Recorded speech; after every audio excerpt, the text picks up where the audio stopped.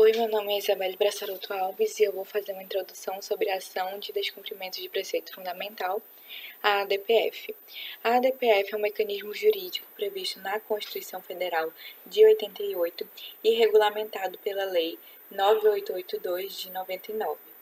Ela será cabível nos termos da lei em comento, seja na modalidade de arguição autônoma ou direta, ou na hipótese de arguição incidental. O artigo 1º da Lei 9.882 de 99 disciplinou a hipótese de arguição autônoma, tendo por objeto evitar ou reparar lesão a preceito fundamental resultante de ato do poder público.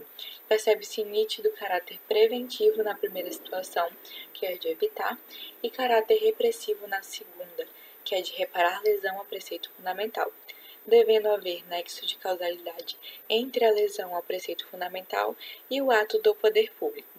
A segunda hipótese, que é de arguição incidental, está prevista no parágrafo único do artigo 1º da Lei 9.882 de 99 e prevê a possibilidade de arguição quando for relevante fundamento da controvérsia constitucional sobre lei ou ato normativo federal, estadual, municipal e distrital, incluídos os anteriores à Constituição. Mas o que seria preceito fundamental? Tanto a Constituição como a lei infraconstitucional deixaram de conceituar o que seria preceito fundamental, cabendo essa tarefa à doutrina e, em última instância, ao Supremo Tribunal Federal. Para o professor Cássio Juvenal Faria, preceitos fundamentais seriam aquelas normas qualificadas que veiculam princípios e servem de vetores de interpretação das demais normas infraconstitucionais. A ADPF ela se destaca por sua flexibilidade e abrangência, permitindo ao STF analisar uma ampla gama de situações que podem afetar os preceitos fundamentais, assim contribuindo para a segurança jurídica, a proteção de direitos fundamentais e o fortalecimento do Estado Democrático de Direito. Bom, eu sou a Eduarda Gadelha e eu vou falar agora do objetivo da arguição de descumprimento de preceito fundamental. O objetivo da ADPF é garantir a aplicação e a interpretação correta dos preceitos fundamentais da Constituição, evitando ou reparando violações diretas a esses preceitos por atos do poder público, como os atos normativos municipais, atos normativos distritais, quando exercidos no âmbito municipal, e atos administrativos. A definição de preceito fundamental não foi bem estabelecida na legislação, então isso coube aos doutrinadores e ao STF. Portanto, preceito fundamental pode ser entendido como uma norma constitucional que abrange tanto regras quanto princípios essenciais da Constituição. Embora não haja uma lista específica, podem ser considerados preceitos fundamentais os fundamentos e objetivos da República, o catálogo dos direitos fundamentais, individuais, coletivos, sociais e políticos, as cláusulas pétreas e os princípios constitucionais sensíveis. Olá, eu sou Ana Luísa Roy e irei abordar agora a parte de legislação e previsão constitucional da arguição de descumprimento de preceito fundamental, a ADPF. Antes de tudo, precisamos lembrar que a ADPF possui base constitucional, com previsão no artigo 102, no parágrafo 1º da nossa Constituição. Vamos dar uma lida?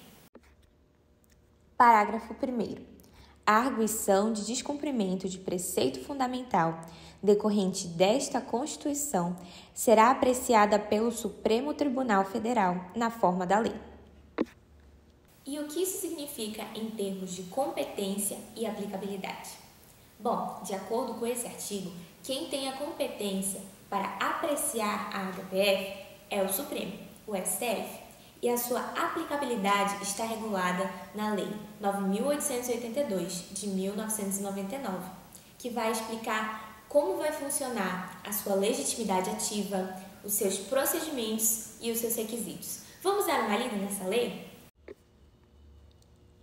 Artigo 1º. A arguição prevista no parágrafo 1º do artigo 102 da Constituição Federal será proposta perante o Supremo Tribunal Federal e terá por objetivo evitar ou reparar lesão a preceito fundamental resultante de ato do poder público, como a minha colega Duda explicou anteriormente. No parágrafo único, fala que caberá também a arguição de descumprimento de preceito fundamental quando for relevante o fundamento da controvérsia constitucional sobre a lei ou o ato normativo federal, estadual ou municipal, incluídos os anteriores à Constituição. Já o artigo 2º vai dispor sobre a legitimidade ativa da ADPF, ou seja, quem pode propor a arguição de descumprimento de preceito fundamental. Vamos dar uma olhada? Artigo 2º. Podem propor arguição de descumprimento de preceito fundamental, inciso 1º, os legitimados para ação direta de inconstitucionalidade. E quem são esses legitimados? Bom, isso será abordado mais para frente por uma de minhas colegas. E quem tem legitimidade para propor a ADPF? A Lei 9.882, de 99, dispõe que tem legitimidade para propor a ADPF os mesmos legitimados para propor a ação direta de inconstitucionalidade. E são eles: o Presidente da República, a Mesa do Senado Federal, a Mesa da Câmara dos Deputados, a Mesa de Assembleia Legislativa de Estado ou da Câmara Legislativa do Distrito Federal, o Governador de Estado ou do Distrito Federal, o Procurador-Geral da República, o Conselho Nacional da Ordem dos Advogados do Brasil, o partido político com representação, a confederação sindical ou a entidade de classe de âmbito nacional. Olá, eu sou a Manuela Quadros e agora nós vamos tratar do procedimento da ADPF. A ação da ADPF é tramitada no STF seguindo os principais passos. A propositura da ação se dá da seguinte forma: a ADPF é ajuizada diretamente no STF por um dos legitimados: Presidente da República, Mesa da Câmara ou Senado, Procurador-Geral da República, governadores, OAB, partidos políticos, confederações ou entidades de classes nacionais. Quanto à admissibilidade, o relator verifica se a ação preenche os requisitos legais. Caso contrário, pode indeferir a petição inicial. Quanto à petição inicial, ela deve conter uma exposição clara do ato que se alega como violador de preceito fundamental, identificando o dispositivo constitucional que está sendo descumprido, a relação de fatos e fundamentos jurídicos e os pedidos concretos.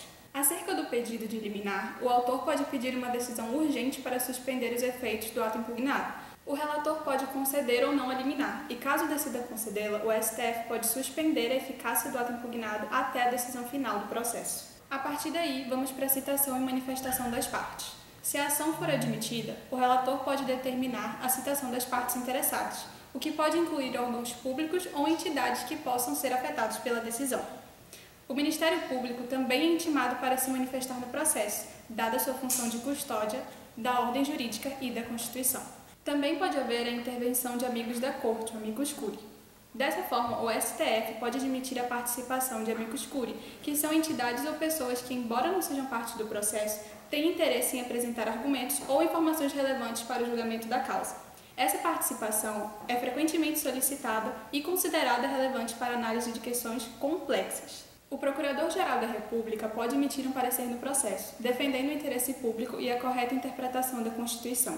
Quanto ao julgamento no plenário, após a fase instrutória em que os envolvidos apresentam as suas manifestações, o processo é julgado pelo plenário do STF, ou seja, por todos os ministros da Corte. O relator elabora um relatório e faz uma proposta de julgamento, podendo incluir o seu voto sobre a questão. Depois, os ministros discutem e votam sobre a validade do ato normativo ou do ato do poder público que se alega violar a Constituição. Por fim, o julgamento pode ser realizado por maioria ou, em casos excepcionais, por unanimidade. Acerca da decisão final, o STF pode, ao final do julgamento, declarar a inconstitucionalidade do ato ou afirmar a sua constitucionalidade, conforme o caso. Caso o STF decida que houve descumprimento de preceito fundamental, pode determinar a nulidade do ato impugnado ou a sua revisão. Se a ação for julgada improcedente, o ato impugnado continua a produzir efeitos e a decisão do STF tem efeito vinculante para todos os órgãos do poder público. Após o julgamento, o STF publica sua decisão e, se necessário, a decisão será cumprida com a devida execução, que pode envolver a revogação de atos administrativos, leis ou outras medidas. Eu vou falar agora da DPF 347, que fala sobre as violações de direitos fundamentais dentro das penitenciárias brasileiras. Trata-se de ação constitucional proposta pelo Partido Socialismo e Liberdade. que pede que o STF declare a existência de um estado de coisas inconstitucional no sistema prisional brasileiro, tendo em vista o cenário de grave e massiva violação de direitos fundamentais dos presos. Pede ainda a determinação de um conjunto de medidas para reduzir a superlotação das prisões e promover a melhoria das condições de encarceramento. Entre os fatos que exemplificam o tratamento desumano dado aos presos estão celas superlotadas e imundas, falta de água, de materiais de higiene básica, proliferação de doença, mulheres dando à luz nas próprias penitenciárias, agressões e estupros, bem como a ausência de oportunidade de estudo e trabalho. O resultado do julgamento foi que, por unanimidade dos votos, o plenário do STF reconheceu a existência de um cenário de violação massiva de direitos fundamentais no sistema prisional brasileiro. Afirmou-se que a atual situação das prisões compromete a capacidade do sistema de cumprir os fins de garantir a segurança pública e ressocializar os presos. Com o objetivo de superar tal situação, o STF determinou um conjunto de medidas a serem adotadas pelo poder público.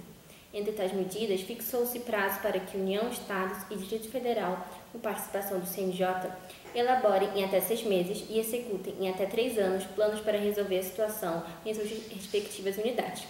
Tais planos devem tratar dos 3 problemas principais.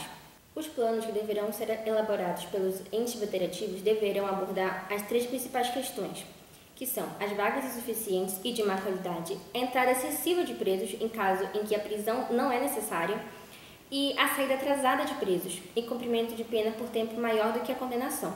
Os planos deverão ser aprovados pelo STF e teriam sua execução monitorada pelo CNJ, também com a supervisão do STF.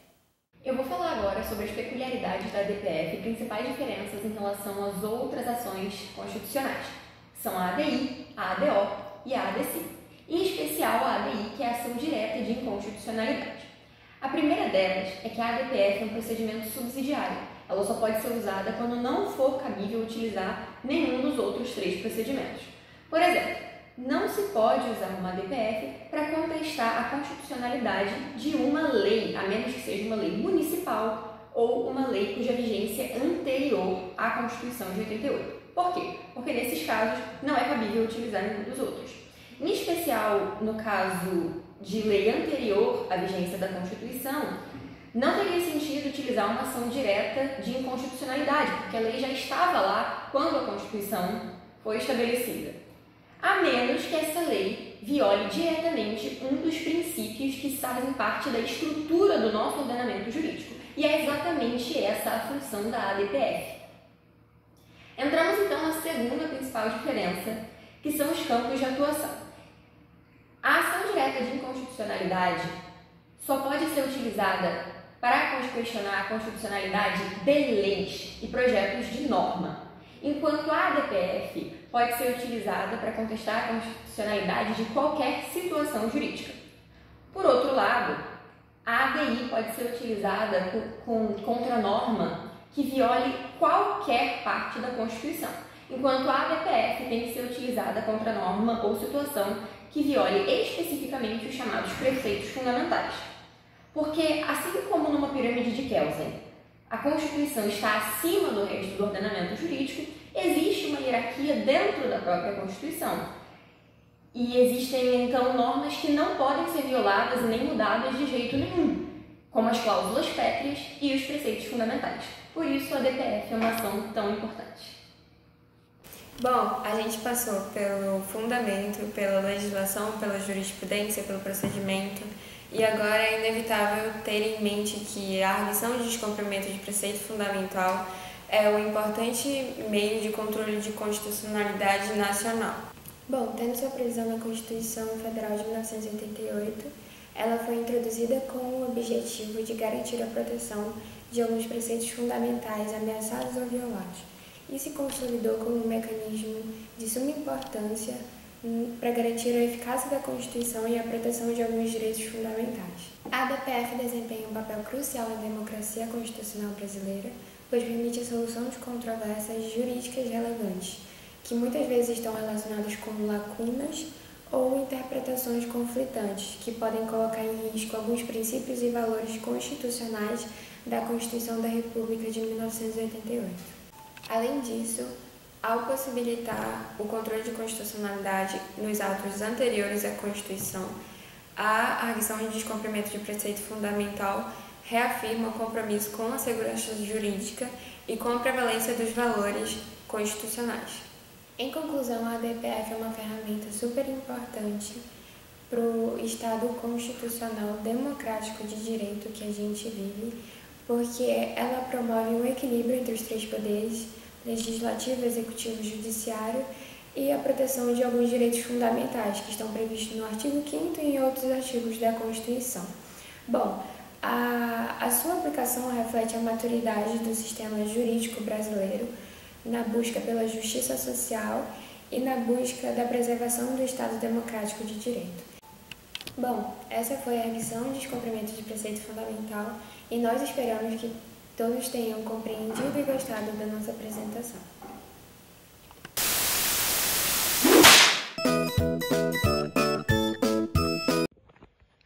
E aí, Luísa, você pode contar pra gente como é que foi o trabalho pra você?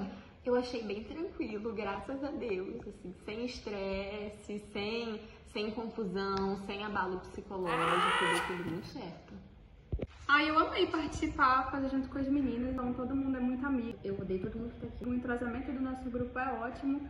Eu amei, simplesmente foi um ótimo clima, a gente se divertiu pra caramba. Eu não gosto de Friends, aquela entrada eu achei ridícula, eu não tava feliz, eu tive que fingir alegria. Foi incrível fazer esse trabalho juntos. Eu não queria estar aqui.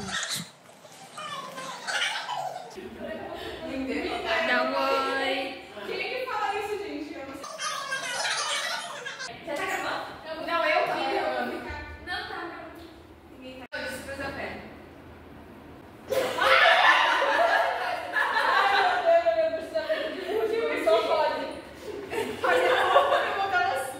Então, Lisa, você pode falar como é que foi o trabalho pra você, por favor? Foi bem tranquilo. Eu acho que a gente se deu super bem. Gente, eu tô dando uma entrevista.